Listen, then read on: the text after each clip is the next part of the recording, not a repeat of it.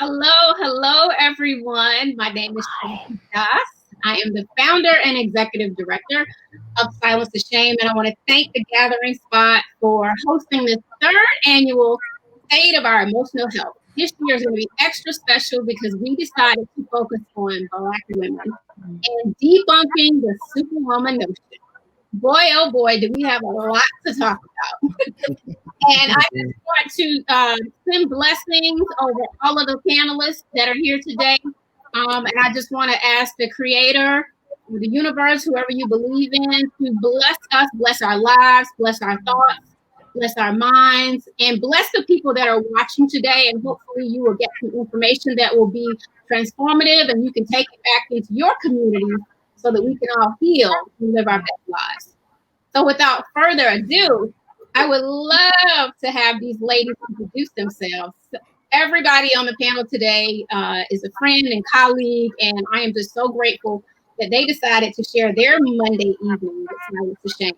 So first and foremost, I would like to welcome Ty Beauchamp, who is a dear friend of mine. I've known Ty, gosh, I don't even know how many years now. Too many. But I've watched her blossom in the beauty business, in hosting, and now she's an entrepreneur. She's modeling, fashion, I mean, everything. And I'm just so proud of her, but more importantly, so proud of the journey that she's on now to protect her wellness. So Ty, welcome. Thank you so much, Shanti.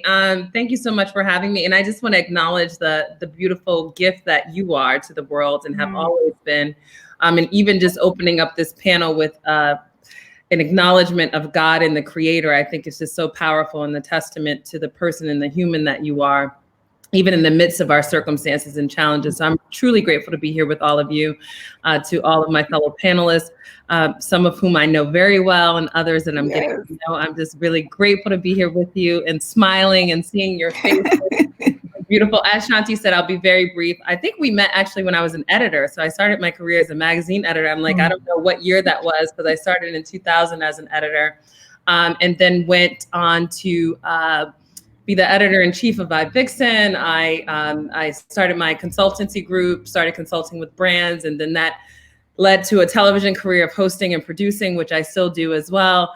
And so I've been an entrepreneur for 14 years, but today I'm super excited to be here on behalf of my latest venture with my two co-founders, Brown Girl Jane, which is a CBD and wellness collection and company focused on centering Black women and women of color. We're founded by 3 Black women, all Spelman alum, 2 sisters. And so I'm always grateful to be in the presence of other dynamic Black women to talk about who we are, who we're becoming, and to support us on that journey. So thank you so much for having me, Shanti. Thank you so much for being here. Next up, I would love to introduce my dear friend, actually one of my closest girlfriends, my life coach, my mentor, my everything. I'm so grateful to this woman because she believed in me when I almost didn't believe in myself many years ago. We met very early on in our careers at LaFace Records. So Sherry Riley, welcome, my dear. Thank you, sis. And I just echo Ty as it relates to just you, your vision, and your just continued passion to serve. So thank you for bringing us together. Hi, everybody. Again, I'm Sherry Riley. I am a wife. I am a mother. I'm a daughter. I'm an entrepreneur. And we all know that it's not easy. But I figured out how to make it simple. And I do that through my 9 principles of exponential living, which serve as the guide on how to stop spending 100% of your time on 10% of who you are. And I would love to say that I came to that revelation from some dynamic, strategic oversight. But the truth of the matter is, it grew out of the fact that I crashed and burned. I literally crashed and burned. And I went on this journey of how do I stop spending 100% of my time on 10% of who I am and truly live in the fullness of 100% of me. And so, Shanti, thank you for this opportunity to bring us all together to really pour into that message, because we do need to debunk that myth. Amen. Absolutely. Love you dearly. Thank you again for being with us. Next up, we have Miss Kelly Price. Hi, I have known for quite some time, whether it's in working with her on her project in a marketing capacity, or performing at ATL Live, or being on the big screen, that I'm a fan of all of your work that's going on right now. I was like, this is doing so. So shout out to you on everything that you've done with your career as an actress, as an entertainer, singer-songwriter, and as a woman of God. I just am so in awe of everything that you do, Kelly. And I'm most grateful that you and I have been able to connect. Yes. For an unfortunate journey in the last year, but our grief journey. And I think it's brought us closer. So thank you, Kelly Price, for being here. It has. Thank you for including me on this amazing panel of beautiful women. Oh my God, beautiful, strong women. I am happy to be here, happy to share my story. I come simply as someone who has learned, probably the hard way, just most honestly, growing up, being a preacher's kid, coming from church culture, moving at a very young age, 18, entertainment business, and learning that culture. And it is a culture of facade. And so always having to put on the face. And so going from Black church culture, deeply rooted because of everybody in my family being a preacher, and just the things, a lot of times, it was a great spiritual foundation, but unfortunately, it also helped to encourage a lot of times, particularly in the former generations, that healing, be it mental or physical or any of that, have faith in God, and that's it. You know, the former generations didn't necessarily trust doctors, that kind of thing. And so between those two things, between that culture and entertainment culture, and always feeling like I had to have the face of I'm doing all right, and I'm wonderful, and I'm sitting on top of the world, I had to learn that it was okay not to be okay. And not to be so concerned with what people thought about that, because I'm human, I'm not a robot. I'm happy to be human. I'm flesh and bones and blood and cells and organs, just like everybody else, and being okay in that humanness, and not being afraid to take the fall, acknowledge it, learn the lesson, grow from it, and then share. And so that's why I'm here tonight. Thank you for having me. And thank you so much again for being here. Absolutely. And next up, we have Dr. Ayanna Abrams, who is a licensed clinical psychologist. And I don't know if I call you Dr. A or Dr. Abrams for this. I call you a bunch of different names. I know. Dr. A is fine. Dr. Ayanna is fine. Whatever flows. Dr. Ayanna and I actually were both graduates of Syracuse University, but she's younger than me. But we've gotten to know one another probably over the last 3 years since I've been doing the work with Silence to Shame. And she was one of the first clinicians that really jumped on board to what we've been doing and trying to be an advocate for so many people around emotional health and wellness. And I can't thank you enough, seriously, Dr. Ayanna, for everything that you've done, your expertise, your heart, the empathy that you have for so many people that you don't even know, and just your willingness to help us. It goes beyond thank you. So I'm very grateful to you for your friendship and for your expertise. So welcome, Dr. Ayanna. Thank you. Shanti, I can't even count how many events we've done together right by now, and talking about so many different aspects of mental health. As you shared, I'm a licensed clinical psychologist. I'm in Atlanta, Georgia, and a lot of my practice and my work focuses on Black people. Right. But also recognizing who are the people whom I tend to make it into therapy is Black women. Right. So a lot of my practice focuses on Black women debunking this very, very specific myth right around what it looks like and what it means to be strong, and how we've had to be strong for so long.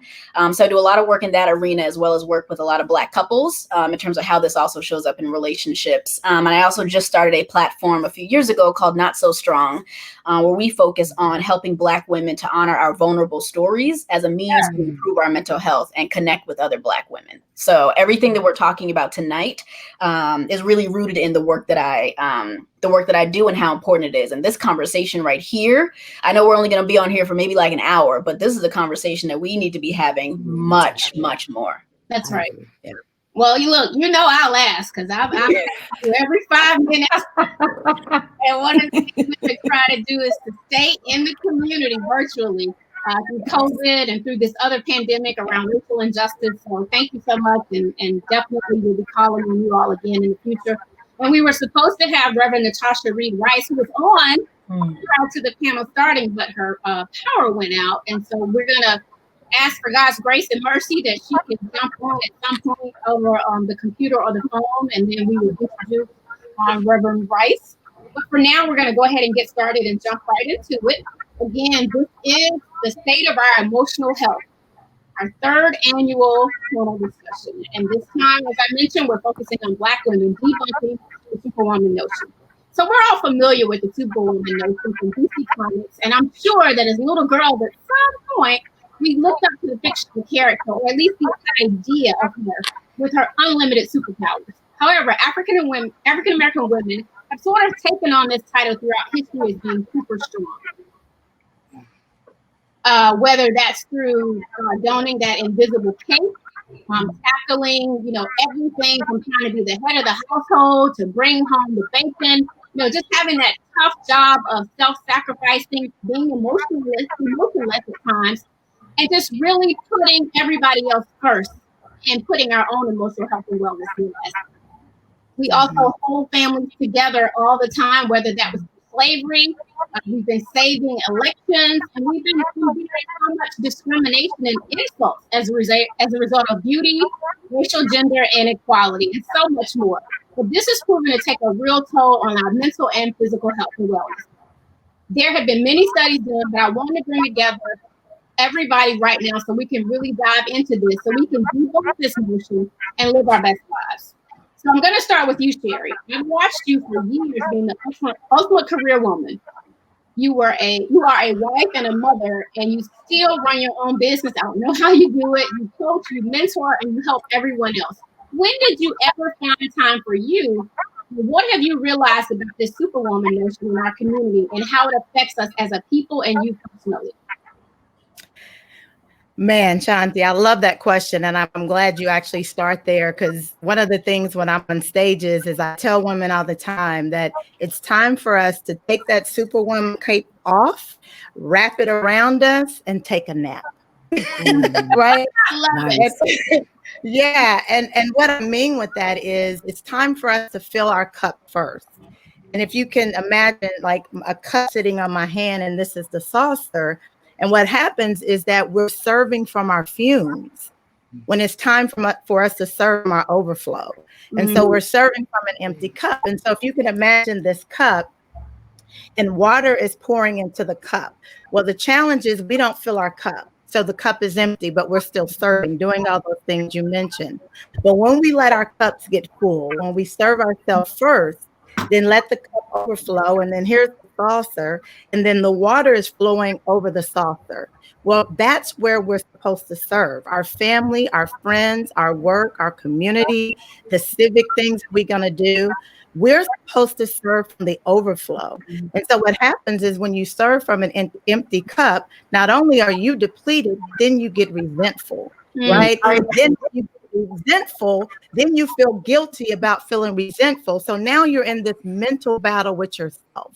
And so the most important thing to do is fill our own cups. Well, we do that by setting boundaries. And one of the challenges we as women have with setting boundaries is we think that that means we are disrespecting others, or we're not available for others, or it means that what will they think about us?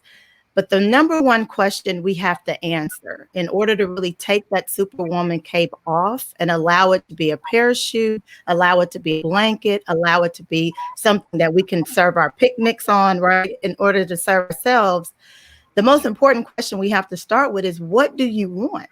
Yeah. Like, what will serve you? What will fill your cup?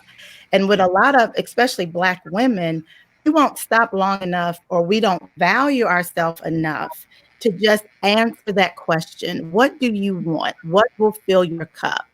So I would start there. We have to just take a moment and understand there's value in knowing what will fill my cup. Thank you, Sherry. And I'm so excited that Reverend Natasha Reed Rice is on now. Welcome. Yes. Uh-oh, we can't hear you. Can we hear her? Oh no, we can't hear her. Yeah, not yet. Not yet. We gonna get it, y'all. We gonna get it. We're gonna lay hands on our computers. In Jesus' name, yes. Okay. Yes. Kelly, can I have Yes. that question next? Oh gosh.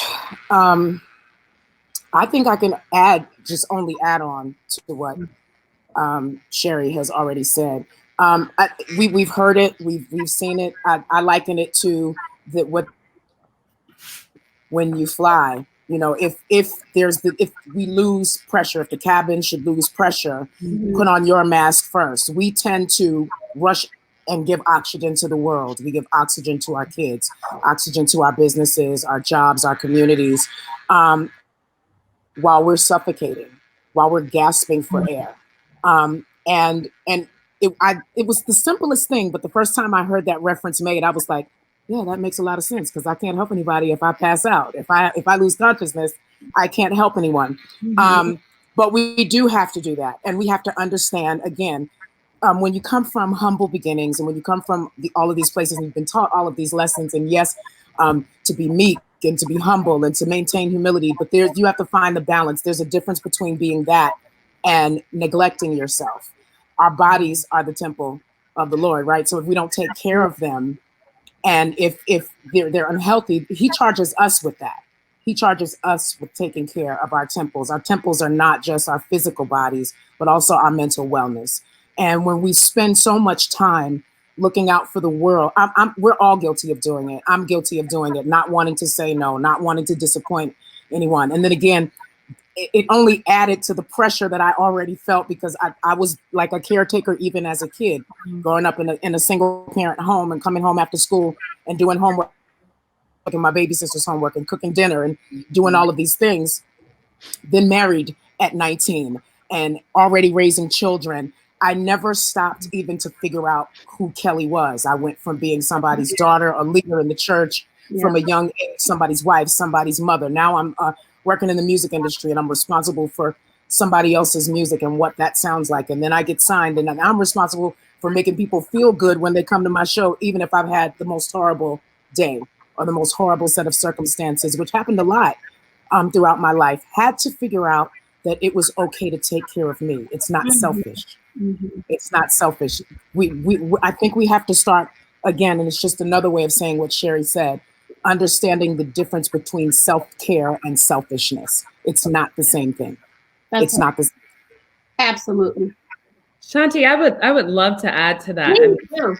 What Kelly and Sherry said. I was just reflecting on, the earlier part of your question is like, when did you start to realize that it wasn't okay? Part of the challenge is that, we have had examples who have only shown us that, right? Yeah. My mother, my grandmother, who never said no, who always showed up, who took care of her mother, who took care of me, who had a full-time job, who went to college simultaneously. But one of the things that I realized for myself at 42 years old, and it took a while for me to get there, and I was thinking about the Karen White song that my mother used to play, I'm Not Your Superwoman. And that was the first time that I really actually heard the word Superwoman, because we knew Superman, right? Yeah. But when I didn't understand the lyrics at the time because I was so young. But one of the things that I think we've been challenged with as Black women is that we continue to live those lives without sharing our truths. And so when we don't share our truths about how exhausted we are, about the fact that we need a break, and we continue to show up despite and in spite, and just because our truths aren't being shared, and we're not sitting with our truths. And so with that, we continue to tell ourselves a lie that we have to continue to wear the cape, that we can't take a nap, right? That there is no parachute or anyone that's going to come to save us or to help us. And for me, it was just really being honest with myself. It was being honest with myself about not only what I wanted, but what I needed and I wasn't getting. And not because someone else wasn't giving it to me, but because I wasn't choosing to give it to myself. And let me just tell you, even my move to LA was one of the ways that I said, I'm taking off this cape. And actually, when I did the post about today, I was a caregiver to my grandmother. Kelly, Sherry knows, Shanti knows, I took care of my grandmother for almost 12 years. And I was running a business. I had a staff of 8 people. I was on a plane constantly. And literally, and I kid you not, and this is not a dig at my mother by any stretch, but because my mother and I shared the responsibility of taking care of my grandmother, but unlike me, my mother isn't an entrepreneur and hadn't had the responsibility, those other responsibilities. When I said to my mother that I was moving to LA, my mother said, I thought you were going to wait until Mary passed. And I said, let me tell you something, Mommy. I'm not sure when Mary is going to pass.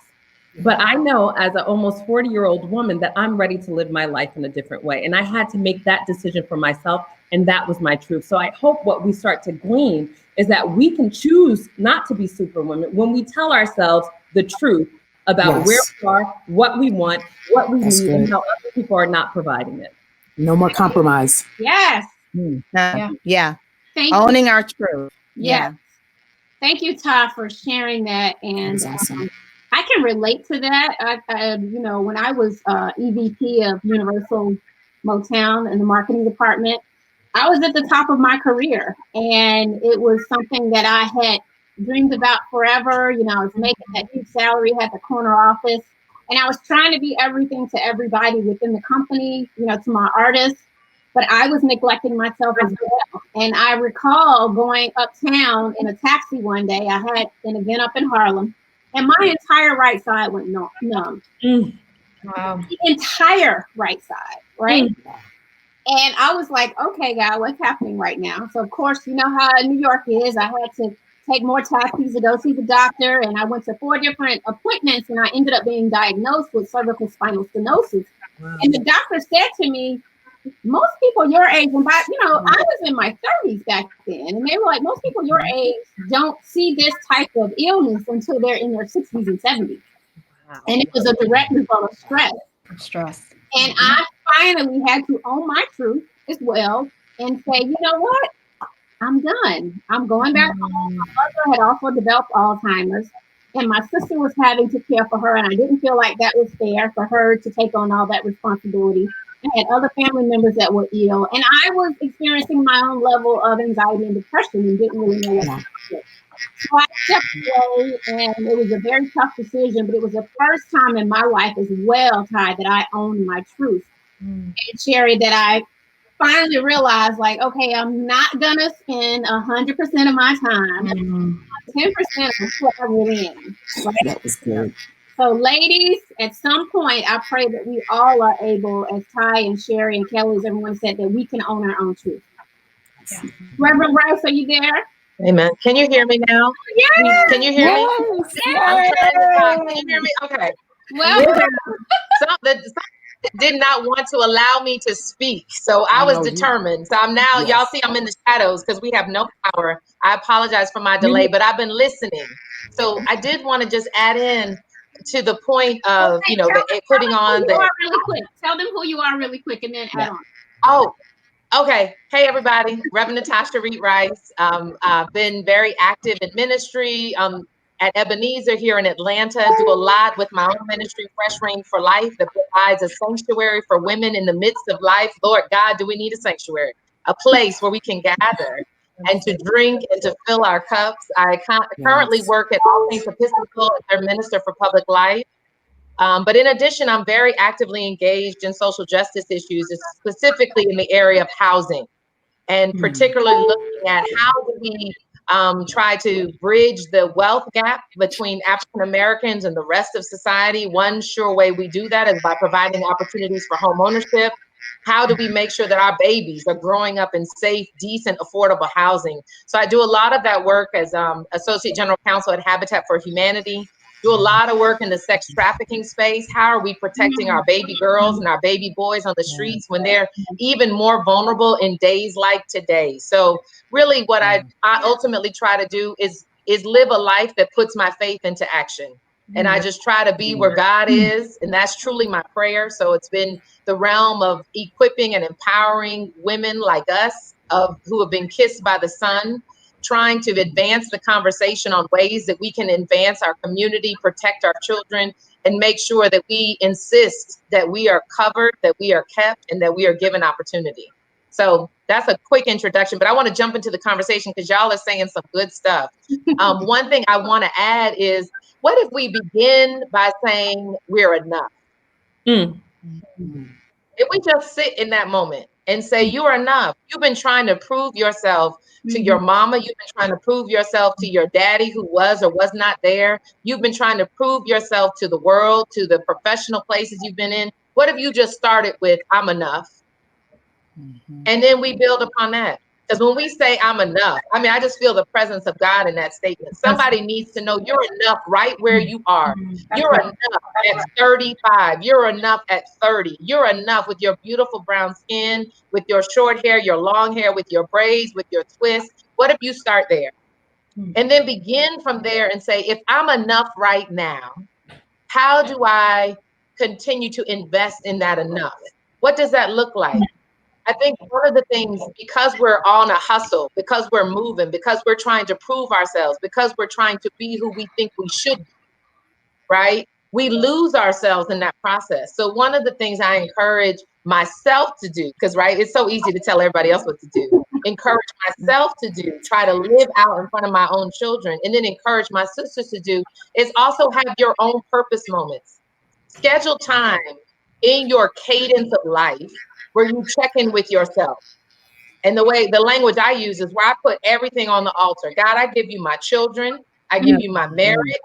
I give you my job. I give you my ministry. If there is anything in that mix that I have devoted myself to, that I should not devote myself to, show me, remove it.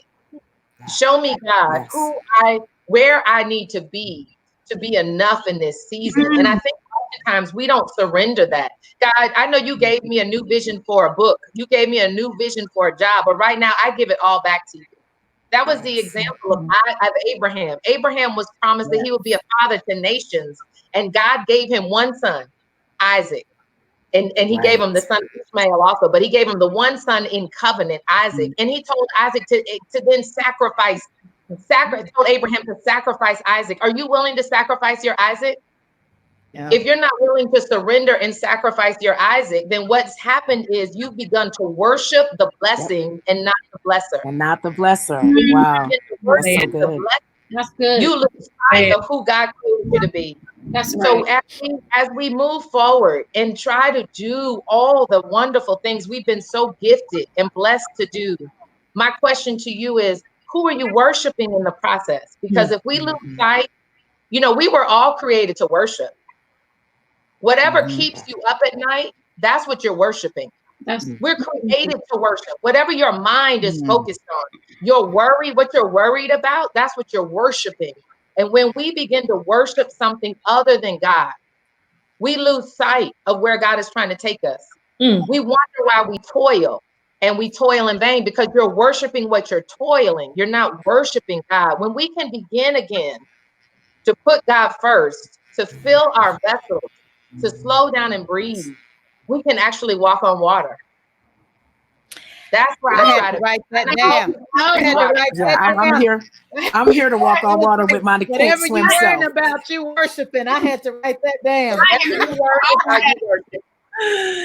Thank you, Reverend Rice. I think today is Monday, but it feels like a whole other day. And I'm right. Yes. Next, I'd love to bring our clinician, Dr. Ayanna, into the conversation. How does this notion affect our mental health, Dr. Ayanna? Is there any historical data about mental health in Black women and our wellness, or some of the generational trauma that we carry? Can you talk to us a little bit about that? Yeah, absolutely. So there's data that we have in narratives, right? That when we are allowing ourselves to offer ourselves the true story and share that with each other, we recognize that we're not as unique or kind of not as isolated in these experiences as it feels like when we're in it, right? And that's why we kind of offer this way in which we can be vulnerable and say, hey, this is what I'm experiencing and I need some help within this, right? So not only do we have narrative data, but there's a ton of research, right, that shows the impact of stress on the body, right? So whether that's emotional stress, mental stress, relationship stress, work stress, right? That all these things actually sit in your body. Traumas sit in your body, right? And when we don't have a way in which it feels safe to unpack these things, it stays in your body and it carries over to everything that you are doing. It carries over into your functioning at work. It carries over into how you are with your children, right? It carries over to how you can love and how you can be in space with other people, right? And what it shows is that when that stress is there and we don't have ways in which we can manage that stress better, we can share that stress, right, in a way in which we can mitigate it, right, then it leads to a lot of physical and kind of medical issues for us, right, as well as anxiety symptoms, mood disorders, depressive symptoms, right, that it shows up in these ways and it manifests in these ways, and now it's out of control for us, and now we got to regain our control of it, right? So when we think about the ways in which Black women are affected by heart disease, by cancer, right, by blood disorders, right, by all gastrointestinal issues, right, stress that we hold, right, all up in here, shoulders, neck, right, the back tension, the lower back tension, right, the tension in our knees, that is your body holding stress, right? And historically, we have not have learned in terms of modeling, right, but even as I'm kind of hearing different narratives and different conversations about, you know, kind of owning your strength, honoring it, saying it out loud, making sure that that is also in context of how racism and sexism affects us in a way in which it doesn't affect other people, right? That the unique way in which Black women are, right, on this quote unquote kind of social hierarchy is also a huge part of our stress. And that's not only just about, you know, now that white people, you know that racism is a thing and want to call it like this newer pandemic that's here now, right? But these are things that have affected us and afflicted us for years and years and years. And only now are we having more conversations about the impact, right, of racialized trauma on Black women, right? And how, again, not only does that sit in our bodies, but we literally give that over biologically and genetically to our children, that we pass this stress down to our babies and our families, right? So that's where the importance of the narratives come in, right? And it's not just about being able to say that, you know, we are enough and this is what we need in life, but also being able to choose safe people around us, right? And we have not had the luxury of having a lot of safe people around us, right? So we got to get real, like choose like, okay, are you safe in this way? And are you safe in this way? And you know, what research has always shown about this is that us and this and our superwoman complex and our cape in some ways is really healthy for Black women, right? That's actually allowed us to buffer the impact of racism, right? Because we go back into our community and say, you know what, I can figure this out. I don't need to kind of take all that stuff in. I can buffer it. I can kind of put this wall up and not take in all the pain and all the trauma that people are trying to serve me and offer me. What happens though is that it's crossed the threshold. So now, not only does it protect us, right, from all the negative things coming towards us, now that we've lost control over it, now it's blocking us from getting support from the people who we do need around us, right? So now it's silencing us more, right? So again, it's also about being able to look at where that threshold of strength is, where that threshold of control is, right? Because we do have to have ways in which we can feel empowered enough, right, to navigate the bad stuff that's coming in. But what happens is that we let go of that, and then it becomes out of control, and now we're blocking everybody out. Right. So instead of having, you know, think about instead of having a, you know, kind of a brick wall up, you want more of a mesh. Right. So that some stuff can get in and stuff that you need can get in, but it's not letting all the big things, not letting those big bugs, right? Those things that are going to harm you, but you want to have a way in which you have full discernment over that. And what happens is that when we just throw it up, then we don't have any discernment. So not only does nothing bad get in, but nothing good gets in, right? Our faith doesn't come in, right? The people in our community don't come in. The ways in which people are available to show us love, we don't let any of it in. Right. We block everybody out. Yep, we block everybody out. So what you want to do is be able to learn some discernment, right, around that. And that also comes with a level of modeling, but also practice, right? That if you don't practice vulnerability, you're not going to be able to discern who's right and who's wrong for you. But it means that you have to take the risk to be vulnerable. And that is something that Black women in general, we're not good at that. We're not trying to be vulnerable. We're trying to do all the things, make sure all the things get done the right way, which is my way, and that's it, right? But in order to shed that cape, we have to offer ourselves the opportunity to be vulnerable. That's where the magic is, right? That's where the sweet spot is. Thank you. I love that, being vulnerable, but most importantly, that threshold of strength. That is awesome. I got to figure out how I can create my little mesh wall. I'll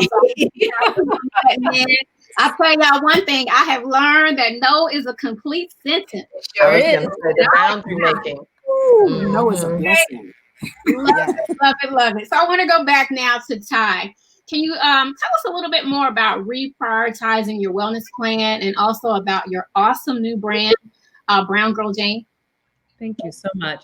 Yeah, I mean, this is so fascinating. And I must tell you, like today, I think I shared earlier before we got on, I'm so tired today because I've been up super early. But this is so invigorating and so energizing because this is why we are. I mean, you know, as a company, Brown Girl Jane, just really this community of conversation.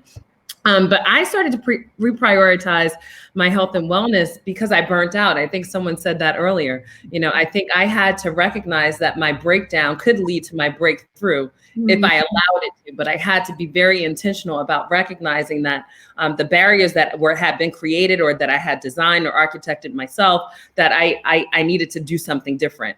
And part of that was, you know, being all things to all people and choosing that. And quite frankly, I think because that was what was modeled for me, Dr. Ayanna, that was what I saw.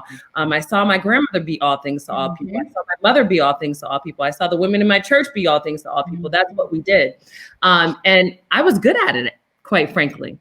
I was good at, you know, being promoted and having the job titles and being the best friend. And I have 7 godchildren. So trust me when I tell you, if you want a godmother, you're going to find Tybo Champ is what they do. I'm saying no now.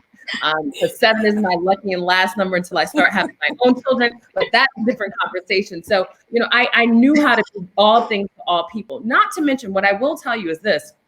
I think sometimes the sisterhood is very, very powerful in the way that it allows us to create systems of checks and balances. But what I also recognize is that being a product of an all-girls high school and an all-women's college, I also only learned to rely on seeing strong dynamic. So again, the modeling thing, I'm a proud alum of Spelman College.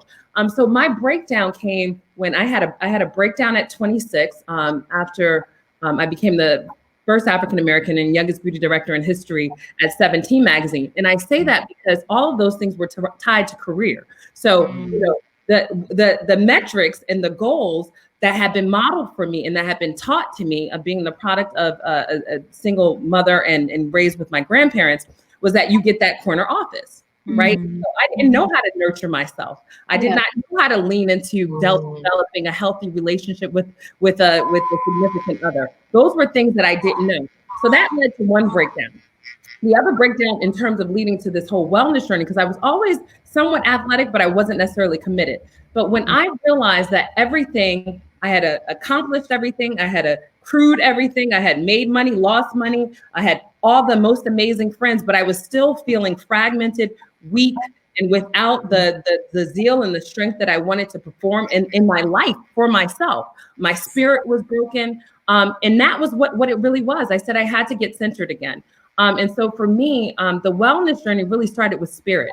I've always been a proud child of God, as Kelly will attest to. Yes. It's how I live, it's how I walk. But there was a disconnect. And when I realized that by connecting with God, that was going to be the opportunity for me to honor my body, my mind, my spirit, my intellect, my soul in all ways, and that in taking that time to honor the space that I needed, that I was paying homage and celebrating him, I chose to lean into it. And so in doing so, I prioritized my prayer practice. I prioritized, my emotional health. I prioritized my fitness. I prioritized my eating. I prioritized the things that were important to me in order for me to feel whole. So Brown Girl Jane, I feel so grateful because one of the things that I decided in that breakdown is that I didn't want to do anything by myself. My business partners will tell you, I don't want to brush my teeth by myself. Will someone please put the toothpaste on the toothbrush? Where you at? I need help. All the things. So in recognizing that I wanted help, I also began to say to God, I want partnership. I want partnership in life, but I want partnership in business. And so I was fortunate with Brown Girl Jane, my business partner, Malika Jones-Cabetti and Nia Jones, who are biological sisters and who are also my Spelman sisters. Being of that sisterhood community and understanding the importance of community. And Malika had an experience with CBD. She shared it with me. At the time I was not getting sleep. I was anxious. And I tried CBD and Brown Girl Jane. And I started doing it every single morning. And I found myself being a lot more alert, even when I didn't have the sleep. I started taking the sleep tincture and I was sleeping better. I felt more energized. And so I started working out 5 to 6 days a week, sometimes 7 days a week. And so Brown Girl Jane is a wellness company, CBD collection centering women of color, where no one else in the CBD market is necessarily speaking directly to us, because there are so many stigmas and chasms that exist around cannabis and CBD in our community. And so obviously understanding the history of the criminalization of marijuana and cannabis in the community, we have work to do to educate, but this is an all natural way to support and to be in the toolkit of Black women. So while you're working on your spiritual self, do you need your CBD to feel balanced? Do you need that sister friend? Do you need, whatever your faith practice is? And so that's what we do at Brown Girl Jane. We are centered in community. Our products are, I don't want to say secondary because they're not, but they're ancillary to the idea of community and support, and providing Black women with the support and resources they need on their journey to wholeness. And we say wholeness opposed to wellness, because wholeness is to wellness what womanist is to feminist. We have to understand and take into account all of the isms, the chasms, the history, and all of the things that we have suffered as Black women, and work to heal ourselves to our whole selves. So that's what it is. Absolutely. Awesome. That is amazing. Yes. So excited and proud of you. And I can't wait to try out some of the products. Yes, we got to get you some. We have to get you some. So Sherry, I'd like to go back to you. As someone who does executive coaching for Black women at the C-suite level, or even those starting out, what advice do you give to them to live their best life and to tackle all that comes their way without necessarily having to wear that cape? Yeah, and many of the things we've already shared. One of the first things I do, especially with high-performing women, and Ty just really highlighted it, is drive is what pushes us to achieve. Confidence is who we are when we get there. And the challenge is, drive is that protective strength, confidence is that vulnerable strength that Natasha talked about earlier. And so we have the model that's already been shared. We have the model of how to drive yourself to success, how to get that corner office, how to get those degrees, how to get those titles. But the challenge is, when we get there, just like Ty said, we don't know who we are. We don't have that inner peace. We don't have that place of joy. And we don't know what we want outside of the work. And so what I do is I really focus in, Shanti, on really teaching and helping my clients know their value instead of spending their time trying to prove their value. And that's that brokenness in us as Black women, because every day when we get up in our homes, we've had to fight. Outside of our homes, we've had to fight. And we know those battles, right? And so what happens is our mothers and our aunts, and even our fathers, our grandfathers, those in our community will say to us all the time, you got to be 3 times better. And those are facts. That's what we needed to survive. But the reality is, it also strips us of knowing our value. And so we spend every day trying to prove our value. So that's the first thing I do, is really help them understand to know their value. And that comes from honestly owning, trusting, and believing and celebrating your victories. There are so many women that have achieved amazing accolades in their lives, and they don't even celebrate it. Now, they may go on a big expensive vacation, or they'll do something every now and then with their girlfriends, but I'm talking about that daily celebration of the victories in your life. And then the second key is to give yourself permission, ... Right? Give yourself permission to do all the things we've talked about so far. Give yourself permission to get a partner. Give yourself permission to get help. Give yourself permission to get a therapist, a life coach. Give yourself permission to take a nap. Give yourself permission to figure out, what do I need daily? Not just the vacation, not just something that I'm going to plan out with my family. But what do I need daily? And I'll share this real quickly. One of my clients, when we really worked on this, she finally got to the place of understanding what filled her. And this is outside of prayer, because to me, prayer is our reasonable service, right? So outside of prayer, meditation, that is just a given. This is outside of that, because so many powerful Black women feel like, well, I pray each morning. Okay, that's your reasonable service, just to fill yourself with what you need. The second thing is, what is that thing that pours into you? So in that may be 15 minutes of solitude in the morning, outside of prayer. It may be a 30-minute brisk walk. It may be taking 15 minutes to walk away from your desk. There's a reason we have recess in school, because we need that 15 minutes in the middle of the day to just walk away from your desk. I mean, on my calendar, I actually have lunch in the calendar so that I remember to take those 30 minutes in the middle of the day, right? And so the second thing is giving yourself permission, ... And then the third thing is when we genuinely know better, then we have to do better. Because as Black women, we will know better. And like I think Natasha or Dr. A said earlier, but knowing and doing is different, right? We'll make sure everybody around us does what they're supposed to do, but then we'll tell ourselves, you know, it's okay, it's okay. So when you know better, do better. So everything we're sharing tonight, take your notes. Take your notes. The words that we're sharing are powerful, but what is God saying to you? Because the most important voice that you need to hear during this time with us is the voice of God giving you direction. The same way I unashamedly took my notes when Natasha dropped that jewel, because that's what I'm going to hold myself accountable to. So the third thing is knowing better and then doing better and really making that commitment to yourself. Thank you, Sherry. You want to add anything to that, Reverend Rice? I do. First of all of that was yes. That would be all caps this, all of this. But you said something, Sherry, that made me think about, and also Ty, about our examples that we follow and having those wonderful examples of our mothers and our grandmothers. I was raised by a single Black man who actually went to Morehouse. And a lot of my understanding of how to navigate really has come through lessons that I learned from his parenting of me. I had my breakdown after my divorce. I was married to a pastor. You know, I was thinking I was in the world that I still thrive in, thank God. But it took a minute to regroup and to thrive again in his space, right? And in that space, I realized a lot of what I was doing was supporting the dream I had for myself in another person. And I think oftentimes as women, we do that, right? We begin to, and the reason we don't know ourselves is because we think that what we are passionate about, we're going to support in someone else to do. So we never allow our light to shine.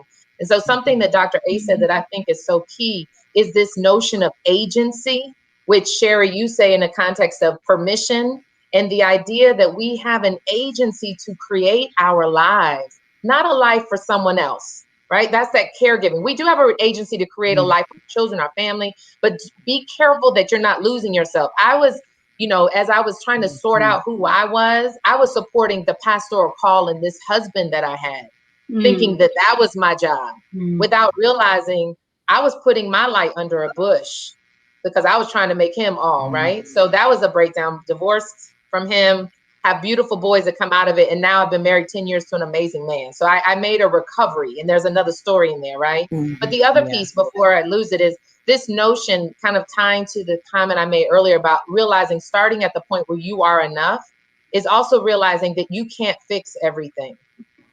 That's been a hard realization for me, because think about everything we fix in life. We have that drive, Sherry, that you were talking about. We can achieve, but then you get to a certain point sometimes where you can't fix everything. Yeah. And when I'm saying that out loud, that's hitting me because I'm having to struggle with that now. When you have children, when you have other people, you have to get to a point where you realize you can't fix it. And my one quick example on that, just as a visual, is when my father was raising me, I was in 6th grade. We did little Mother's Day cards, they're all pretty. So I was like, well, I'm gonna give my daddy a Mother's Day card. And I fixed it, and it was all pretty, had flowers and everything. And I said, Happy Mother's Day, Daddy. And he said, baby, I don't mean to hurt your feelings, but I will never be your mother. I will be the best father that I can be. And for 5 years before my second marriage, I was a single mom of 2 boys. And I thought back on that, and it set me free. I could never be their father. And I could not fix that. That was a gap that only God could fill. But what I could do is be the best mother that I could be. So when we're thinking through who we are, how we impact the worlds that we are a part of, we have to realize there are certain things we're not going to be able to fix, but it also means we can thrive in the giftings that we have. We have an agency in those spaces. And if we develop that space of who we are, you know, those other pieces will get filled in some form or some way. But our responsibility is to do the best with what we know we've been charged to do, and not hide it under a bush, and not think we can fix every broken piece that is around us. Absolutely. Thank you so much.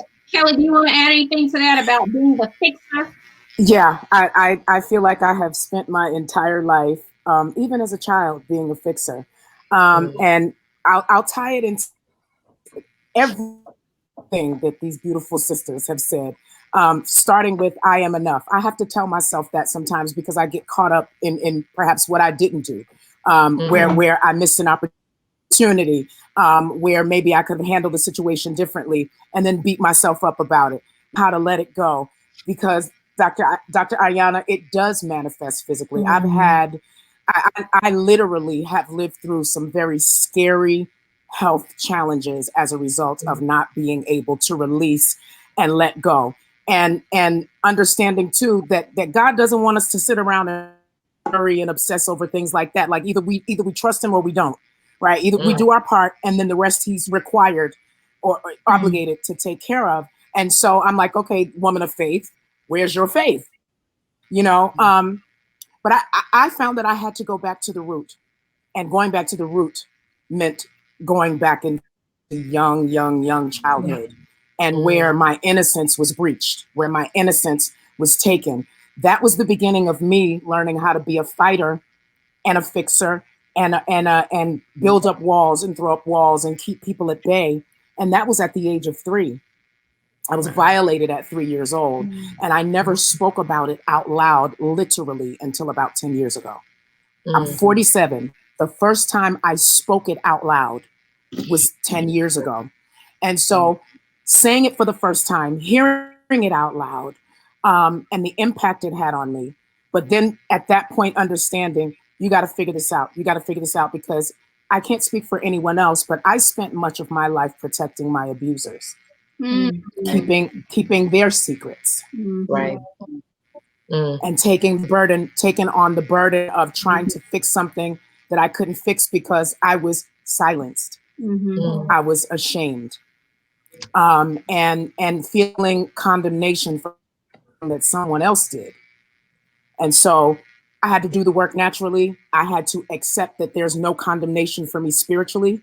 I had to be intentional about renewing my mind daily, forcing myself to stand in the mirror on days when I felt like I was the ugliest person on the planet and telling me I'm beautiful, telling me I'm beautiful. I am enough. Standing sure in that God didn't mess up when he made me. I don't care who said you were an accident. I don't care who said I didn't want you. I don't care what you lived through. I don't care how many times you were homeless. I don't care, about, a 24-year marriage that blew up in smoke. Got tired of putting on the face for the public, for the family, for the this. I'm a failure. Oh my God, my kids, the church, my fans. Right. No. I go home and look in the mirror and there's only Kelly. That's right. And I had to tell myself, God is who you must answer to. And God bless my grandfather. We lost him in April to COVID, but he said this thing, and I think I shared this with you last week, Shanti. My grandfather used to say all the time, I have to live with myself. So I don't want to come to the setting sun and hate myself for the things that I've done. I have to live by that every single day. I need to be able to look myself in the mirror and to know that I've treated you with kindness and I've had the level of compassion and forgiveness perhaps for you that I would want someone to have on me. And being able to release my oppressors, release my abusers, not because they deserve it, but because I want God to do that for me. And I want to be able to progress in life, and I want to be able to move ahead. And it's more of a way for me than anything and anybody else. I can't 100%. I wrote a song called Healing. It took me almost 6 or 7 years to write the song. I started the song in 1997. I didn't finish it until 2005 when I recorded my gospel album, because I couldn't complete the song because I couldn't come up with the words to finish it. It started off as an interlude, but everything I laid it. And there's nothing that we've done that he didn't know. And I had to say, Lord, I made some terrible mistakes. I gave my body away. I gave my soul away. And literally, and we have to do this.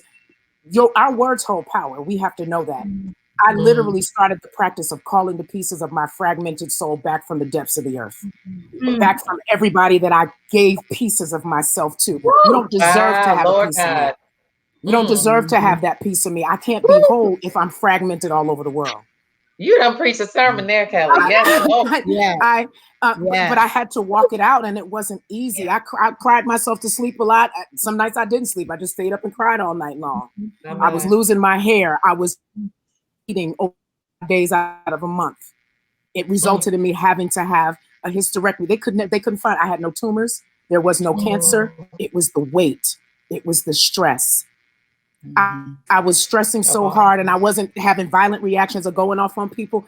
I grinded so hard, I ended up having to replace just about all my top row with implants. I was breaking my teeth. I was grinding so hard at night. Those are all, that's why I just was nodding like, yeah, been there, doc, been there. I know. I've experienced the physical results of not being able to let that go. I would say this to anybody that's listening tonight. Please understand, we've all been there. We've all done it.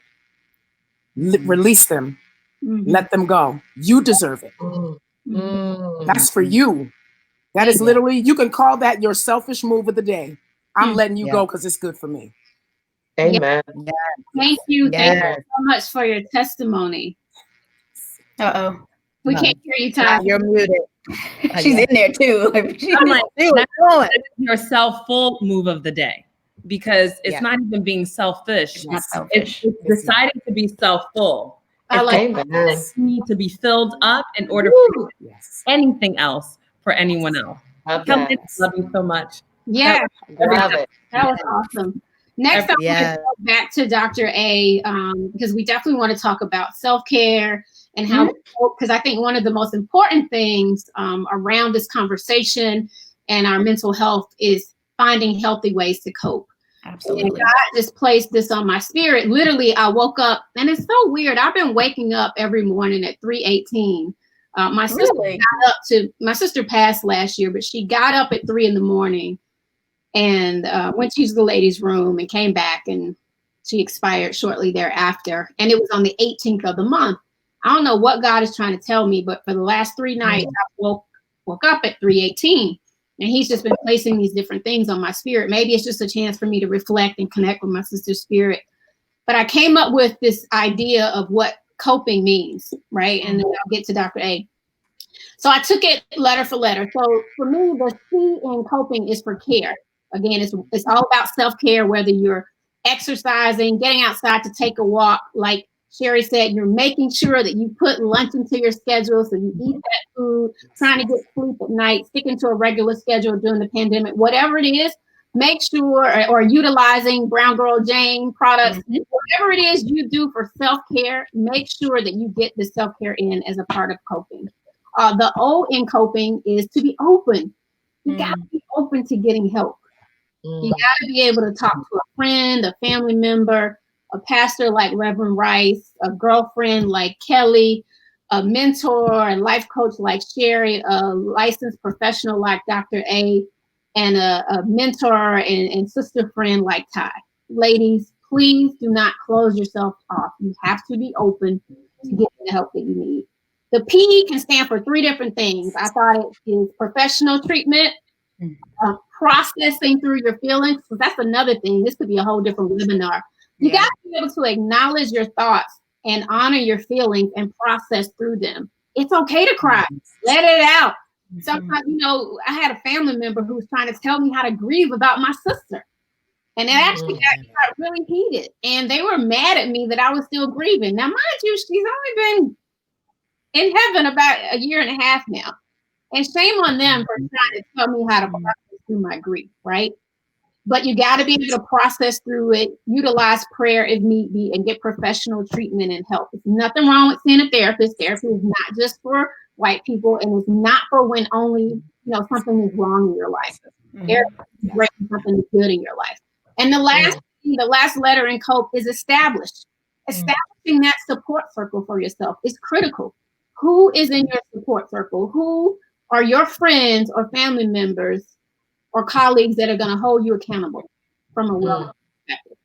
So you heard it. Coping is for self-care, being open to getting help, being open to professional treatment, prayer, processing through your feelings, and establishing those sisters that can support you in any way and any time. So Dr. A, talk to us a little bit more about any of that within COPE and healthy coping mechanisms for all of us.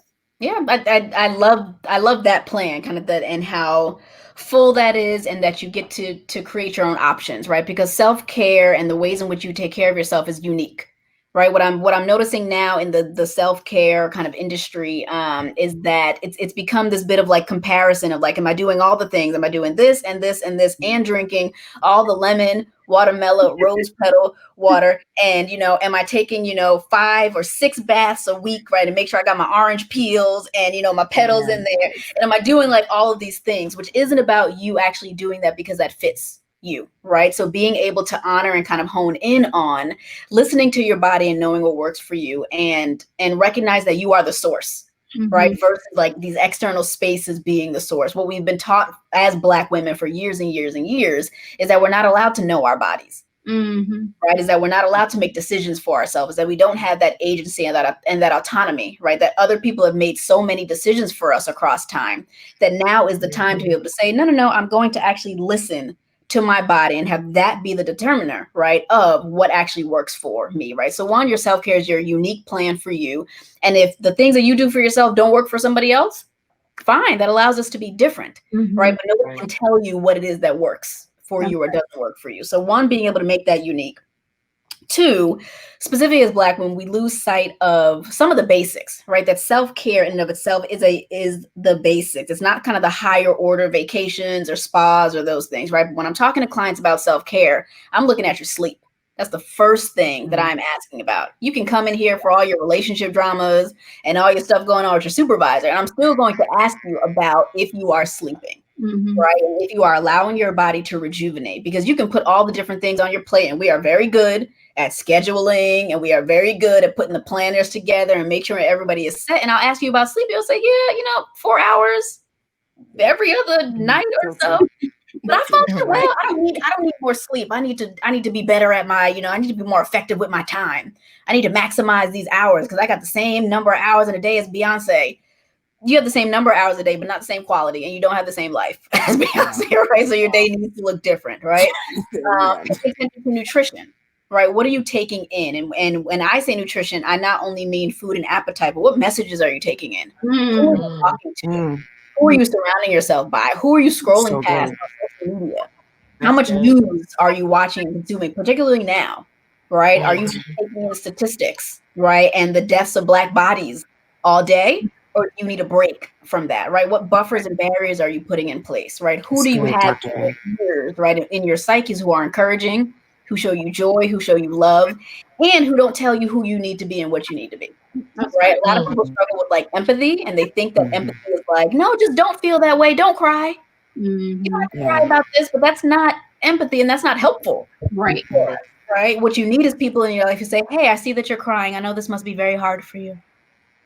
And that it's okay to cry. And you crying doesn't mean anything less about you. It actually means that your body is working, right? Your body is doing what it is made to do, right? Which is use your teardrop, right, as a form of secreting things, right? It's secreting stress in a way, right? So when you're crying, your body is working and your tears are telling you something, right? And when you stop your body functioning by not sleeping, by not crying, by not eating, again, we go back to the body, but now you've got all this tension in there. Right? You told your body that I don't trust you.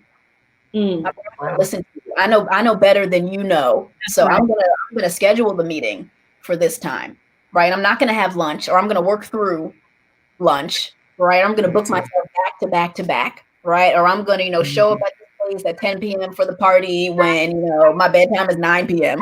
Right. All these ways in which we're telling our bodies that, oh, I know better than you. Right. And what happens, particularly for Black women, is that your body will eventually say, oh, I'm gonna put you down. You didn't sit down before. You wouldn't give me rest. I'm now going to take rest. And it'll show up in all these different ways, right? So when I talk to particularly Black women about what is happening and how to kind of manage themselves, right? That recognizing that burnout is a betrayal of your boundaries. That at some point, you stop listening to yourself because your body will tell you what you need. Your psyche will tell you what you need. When you're around somebody who you ain't feeling, you'll feel it. You will feel it. Your body will give you all the stuff that something about them ain't right. Right? And it's on you to honor your body and say, I'm going to listen to you I'm going to listen to you by setting this boundary. I'm going to listen to you by, hey, 9:30 is when I start winding down. Yeah. I'm going to listen to you by saying, when I wake up, I'm not going to turn on MSNBC or turn on the news, right? Those are different ways in which you take care of yourself, right? The other piece about self-care is that self-care isn't always going to feel good. Mm-hmm. Right? So I think we also have this other, highlight about self-care being the things that only allow us to feel peace and joy and rest. But self-care is also about taking care of your responsibilities. Absolutely. Right. So when I talk to clients, I'm talking to them about, okay, well, what's going on with your finances? That's part of your self-care. Because when we don't take care of that part of our lives, we're anxious, we're avoidant. Then we get depressed. Then we get resentful. Right. So I'm talking to you about how you're managing things. Right. What does clutter look like around? You got a whole bunch of clothes on your bed.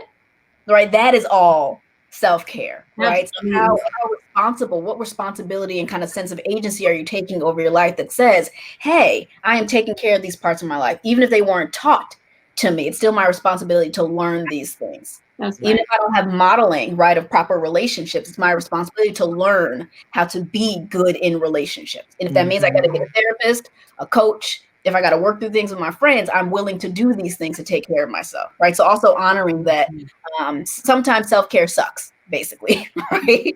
Right. That's not always going to feel great, but on the back end, you get to look back and say, I did that, and I can do hard things. I know how to take care of myself, right? I know how to form relationships with people that are not codependent, but that are interdependent, right? Where I get to be an individual, I get to be a whole person, and we get to meet in the middle of this and take care of ourselves of what's in the middle. It's not me taking care of you and you taking care of me. We meet in the middle, right? Because we can trust that we're taking care of ourselves on other ends. All of that is part of self-care. And if you don't have a model for it, this is where therapy, shameless plug, or maybe not so shameless plug, can really help you figure that out, right? Because we don't actually have many examples of it. We're getting some more, but we do not have examples of how to do this works, and we don't have to do it by ourselves. That's right. Amen. Thank you, Dr. A.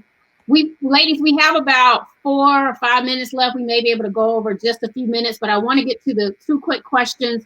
One is, and I want to direct this to Reverend Rice. How do we recognize our worth when we have operated from a deficit in value in mitigating trauma and choosing a narrative that doesn't meet our intention? Ooh, well, first of all, that's a great question. Mm-hmm. And I'll just add in, we navigate our worth by understanding what we attach it to. Mm-hmm. So if our worth, and we've heard this throughout the conversation, is attached to what we do, what you do is temporary. Mm-hmm. If your worth is attached to your title is temporary. But if your worth becomes attached to your creator, I mean, clearly I'm coming at it from that angle, and you understand that God makes good things, that God he created you and your hair. That's why all of us have good hair. We have to be very evaluative and discerning of the narratives we connect, because God creates us and then looks at us and says, you are good, right? That's a statement of worth. Mm-hmm. And in doing so, we then have to implement, Shanti, what you said, and what you said, Dr. A. If you don't really understand your worth, fake it until you get it. Meaning, begin treating yourself worthy. If you can't understand your worth in and of yourself and understand that you're more than enough, realizing your body is the temple of the Holy Spirit, is the temple of something sacred. It is worthy enough to house the sacred, therefore it's worthy. Right. And so it really begins, I think, that conversation on understanding what you connect your worth to. And so many of the examples in our lives, unfortunately, connect our worth to what we do, connect our worth to our resumes, connect our worth to our achievement, rather than connecting the worth to our being. And I just, if I could say these last 2 things about that worth piece, even our theological understanding has created a reality for us that is not livable. So we'll say, I can do all things through Christ, which means we think we have to do all things. That is an exhaustive understanding of who we are as God's children. So that's why in the conversation, Dr. A, you talked about the importance of rest. Kelly, you talked about rest. The concept of that in our theological context is Sabbath. If you can't get it from the expert advice of Dr. A or the sound advice from Kelly, take it from your theology. You are commanded, not suggested, commanded to take Sabbath. And what I often say with Sabbath is, if you do not take Sabbath, you become deformed, not transformed. And all of us are trying to live transformative lives. Your transformation begins at your Sabbath, your place of rest, your place of regrouping. And you've heard throughout the conversation that that is essential to your physical, mental, and emotional health. And finally, understanding that life is seasonal, your purpose is seasonal. So what you dreamed of, as Ty and I've been talking about in the chat, last season, it may not be the dream for you this season. That's right. The bikini that you wore in the summer, you do not need to be wearing it in the winter. The way in which you lived your life 10 years ago may need to shift because you're in a new season. Allow yourself to transition. If the world transitions through seasons on an annual basis, allow yourself to transition into seasons and allow it to happen. It will be uncomfortable, as Dr. A says at times, but you've got to give some space to move and to flow so that you are floating on the water and allowing God's way in your life. Thank you, Reverend Rice. And quickly, Sherry, could you answer this question as a mom? Do you have any advice for moms that are experiencing anxiety about the upcoming school year? Because I know you have a daughter in school as well, especially those that are going to start virtual. Yes, I actually do. And this is going to be a very broad answer, even though I know there's many different circumstances and situations. I mean, you have some parents that are going back to work. And so they're trying to figure out, okay, what do I do if my child is working, if my child is in school at home virtually, but I have to go to work? That's a much broader answer to that question. But for those parents that are really dealing with, how do I manage the time? How do I manage the time of being available for my child from a virtual learning standpoint, homework standpoint, and still be committed and deliver with the work responsibilities I have and the home responsibilities that I have? And the first thing that I would say is, again, give yourself permission. Who are those other mothers or parents that are in your community that you've either bonded with through sport activities, bonded with during those field days at school, but they are a like-minded family that you guys can help each other? So that means, and I have this is real life experience. I tell everybody I'm my first and most important client. So all I'm doing is sharing those things that I learned, right? And it helps my clients. But I have those mothers and those fathers that when I'm away or Javon is away, we then do those things with their children and they do those things with our children. So is there a network? So if you have flexibility with your job and you are able to work where maybe you're in the office 3 days and home 2, and another parent, they are an entrepreneur, they work at home. And so is there a way where your children are able to be in their home while school hours are going? So finding that network of those families that you trust, that are like-minded, that can help support in this virtual learning. Because the reality is a lot of parents are having to go back into offices and children are going to be at home. Also, there are churches like mine, and I'm sure like Ebenezer, that there are responsible college students that are looking for other ways of making income and supporting themselves. I.e., I have a 22-year-old daughter, and there's parents in our church that they hired her to be the one to come and sit at home while their children were in school before COVID, but when there were other work responsibilities, and they would need her to come and sit with them. So at your church, with sororities, fraternities, community organizations, are those the college students or other children that you have a relationship with or a trust with that can come and also be that assistance for you with those children? And then lastly, being able, if you are at home and we're still working under the COVID reality and your children are going to work, then how do you integrate the journey with your children? And what that means is if you're working from home and I work from home, my daughter, is we establish those times that we're working together. So she has her virtual learning while I'm doing work. We take our lunch at the same time. So we spend that time together. And then what are those other educational tools that you can incorporate into your children's learning? I am 100% an advocate of quote unquote traditional education, but I am, especially for Black families, I'm even more of an advocate of our learning education for our children. Meaning, when we pre-COVID, we would take Dominique on trips to Africa or Aruba or DC and actually have that learning experience. So are there books that you want your children to read on a monthly basis that you then have them do a report for you?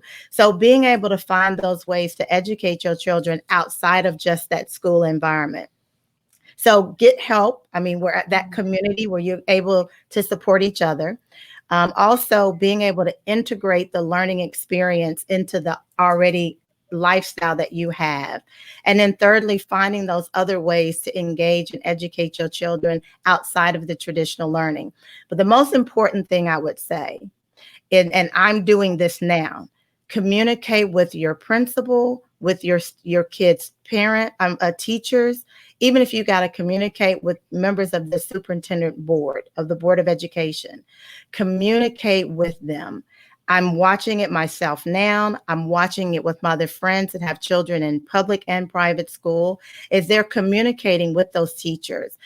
My cousin is a teacher. She has parents that have communicated with her and they've shared their experience with her that is unique to them. And my cousin, as a teacher, as an educator who's committed to her students, she is working with those parents in a way that's extra for them, that meets them where their need is because of the circumstances in their home. So communicate with your teachers, communicate with your school officials, communicate with your board of school directors, if that's the level you have to go to. But again, give yourself permission to be vulnerable about your truth, your situation, and your circumstances so that you can get that help.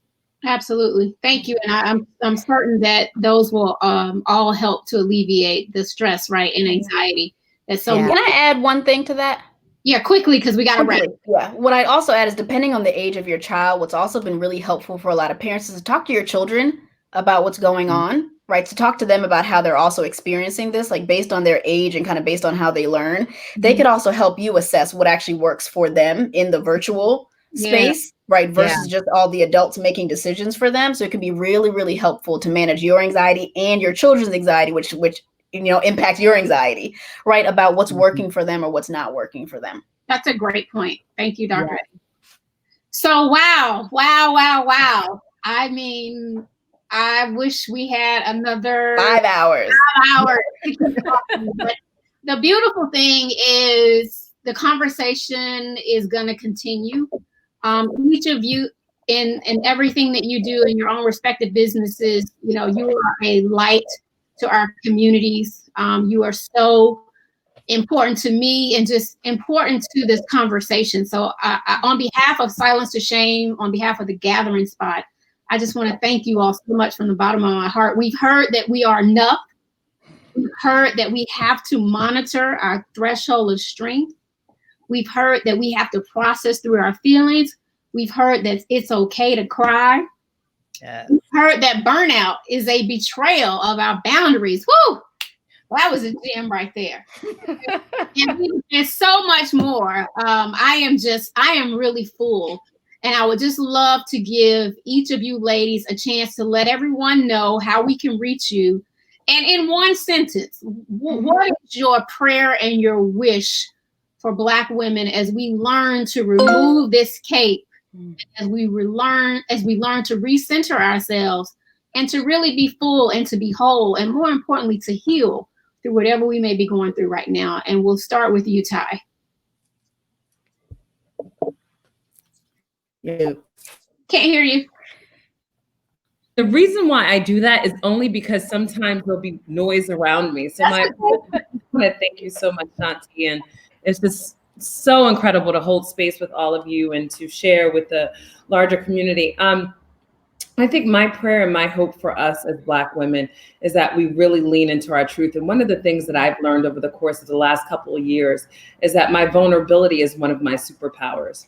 My ability to lean into my own truth, my own heart space, to connect with others, to be empathetic, which I've always been. But that is one of my superpowers. And I want us to embrace that for ourselves as we embark on this journey to wholeness. You can find me at Tybo on Instagram, and you can follow at It's Brown Girl Jane to connect with us. And we would love to welcome you into our tribe. Thank you so much, Shanti. Thank you, Ty. You know I love you. And I love the fact that we reach out to each other. It may just be on DM, but we've been checking in, and you don't know how much that means to me. So God bless you, my sister, and I'm always going to be here for you. Well, sisterhood is everything to me. I must tell you, it is everything to me. And I try and walk that in truth. And so thank you so much, Shanti. Absolutely. And nice to be with all of you tonight. Kelly. My prayer for every woman in this room and everyone watching is that that God sharpens your discernment, that He gives you wisdom to know what comes next and the boldness to walk it out.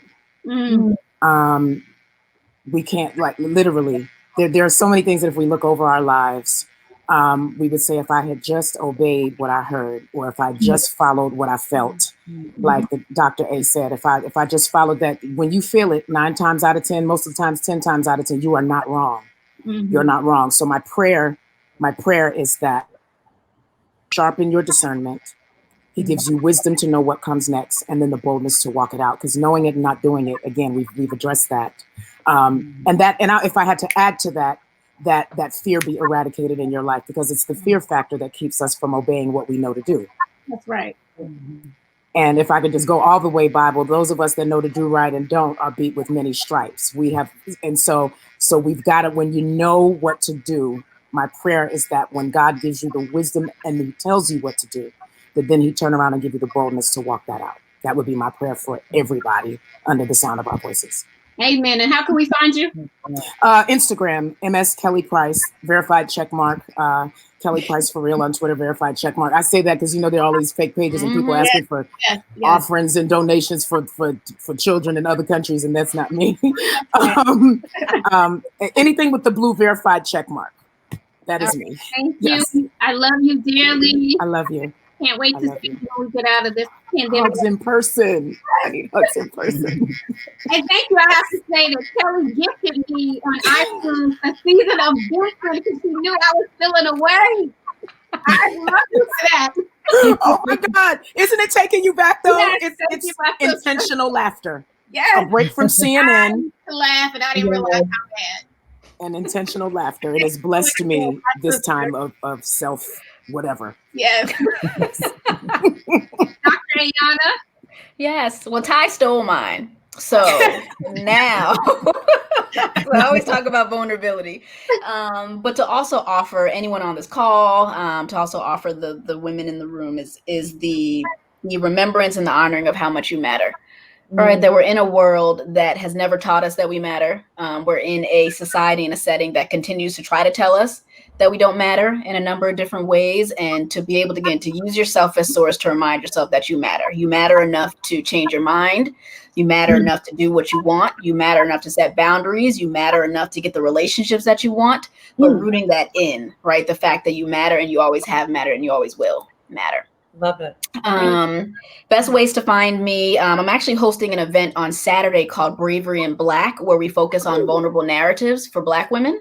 The whole event, we are talking about, vulnerability in motherhood, vulnerability in mother-daughter relationships, vulnerability in your self-care practice, vulnerability in vulnerability in your money and your business, right? So our whole event on Saturday, vulnerability in friendships with Black women, right? So all these different ways in which we can honor our narratives. So that's a great way to find me. So it's called Bravery in Black, and that is hosted by Not So Strong. So you can find me at Not So Strong on Instagram. It has all the information.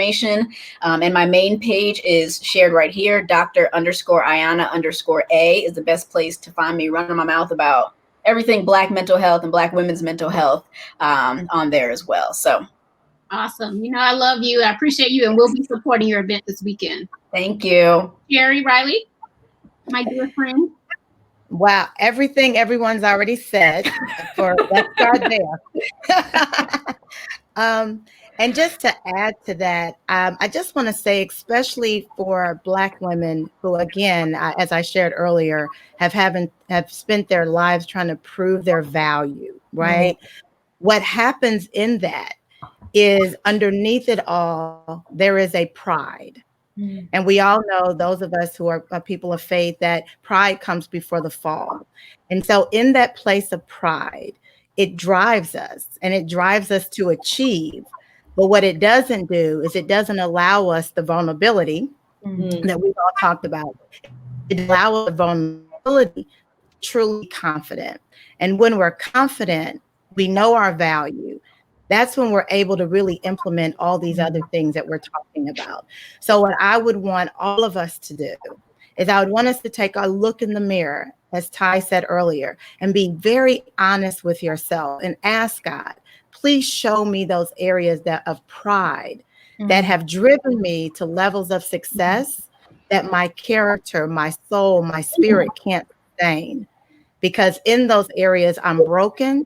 And I need, and it's okay to say, I need my husband to do better. I need my children to do better. I need my friends to be there for me.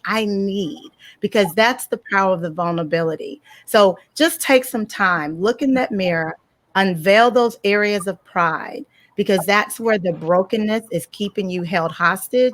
And that's where you can begin the healing that Kelly talked about. And you can use the power of prayer and meditation and self-care so that you genuinely can live in that place I call exponential living.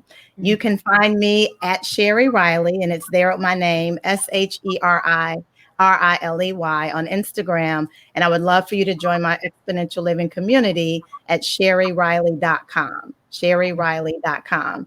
Thank you, Shanti. I love you so much. You know how I feel about you. We're going to go to Reverend Rice at the end. So quickly, you can follow us at Silence the Shame. You can follow me at Shanti Das 404. I do these wellness check-ins. Thank God that he gave me a brand through COVID, and I've been able to interview some amazing influencers. So please tune in at Wellness. And my prayer is that, ladies, you allow yourself the grace that you need in your life to take time to heal, to take time to acknowledge, recognize, and process through those feelings. And as I mentioned earlier, that you take time to cope, to care for yourself, to be open to getting help, getting that professional help, incorporating prayer into your life, and establishing that sister circle that we all so much need. We need that village. We need that support more than anything.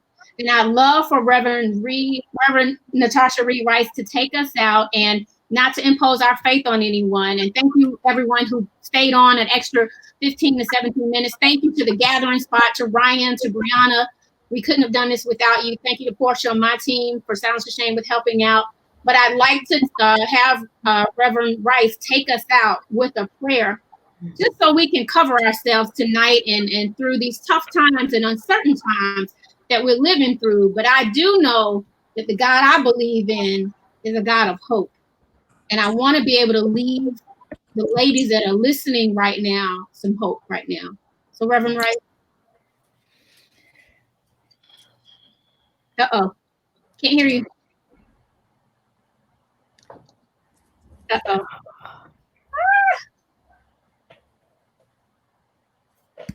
Oh, no. In the name of Jesus. I'm going to keep the faith. Oh, no. She goes in and comes back in, maybe. We lose her. Oh, wait, she's coming back in. We're going to keep the faith.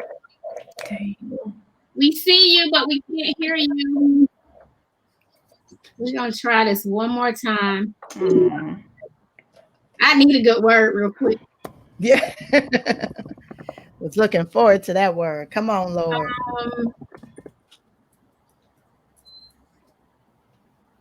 Uh-oh. We can see her. Maybe she gonna type the word. Yeah. Right. Oh, goodness. Oh. And it's thunderstorming here in Atlanta. It just made its way up here. I apologize, everyone. I don't know. You're muted. Kelly and maybe if she calls your phone and you put her on speaker. Yeah. Okay, all right. We're gonna get this word. Right. We are not defeated. We are not defeated. Yeah, she can hear us. She's like, come on with it. Here we go. Okay, can you hear me? Okay, can you hear me? Yes. Go, Kelly. Go, Kelly. Everyone else mute. Everyone else mute. Everyone else mute.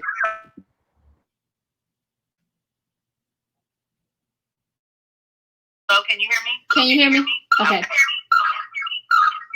My prayer was going to be to defy the darkness. And I'm literally defying the darkness today. Can you all hear me on your end? Okay, I muted myself, so I can't hear me. Let us pray. Heavenly Father, we come right now, and my prayer for all who are listening is that you would give us a soft place to land. Heard so much, we've gathered so much information, so many wonderful tips, and so much life. We pray that you give us a soft place to land, a place where we can be psychologically safe, physically safe, mentally and spiritually safe, oh God. A place, oh God, where we can gather the pieces of ourselves back together, that we might honor you in mind, body, and soul. God, we pray right now that you equip us to defy the darkness. For this is a moment in our society, in our communities, where we are truly seeing darkness. But in this moment, God, help us to hold on to hope. We come from women who had to give hope to their children while on a plantation. We can give hope today to our community, our families, oh God, and give hope to ourselves.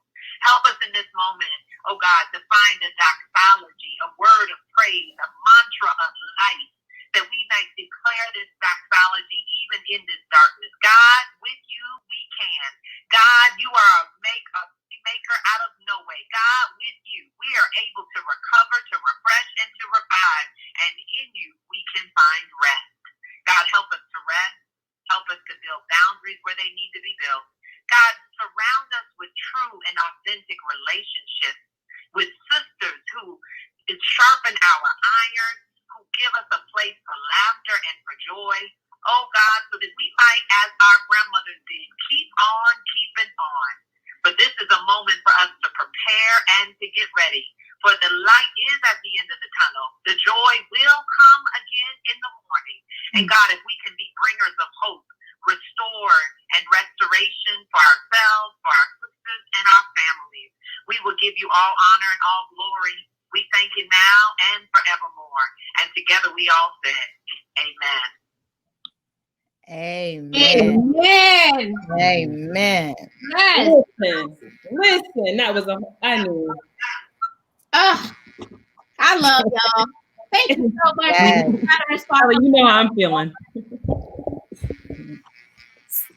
Love you, ladies. I'm so full.